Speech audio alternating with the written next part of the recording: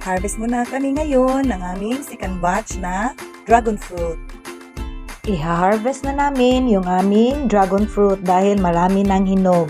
Sakto na ito sa araw sa kanyang pag-harvest. Ayan na, yung asawa ko yung ina-harvest ko kasi marami yung nasa taas.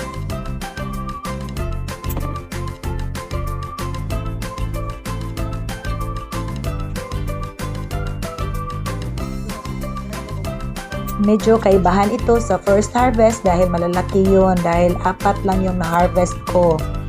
Ngayon, hindi siya gaanong kalakihan dahil napakaraming bunga nila. Kaya medyo maliliit ngayon pero meron namang malalaki. Masayang-masaya talaga ako dahil naka-harvest na kami ng marami sa second batch. Malaking savings ito na hindi na kami bibili ng dragon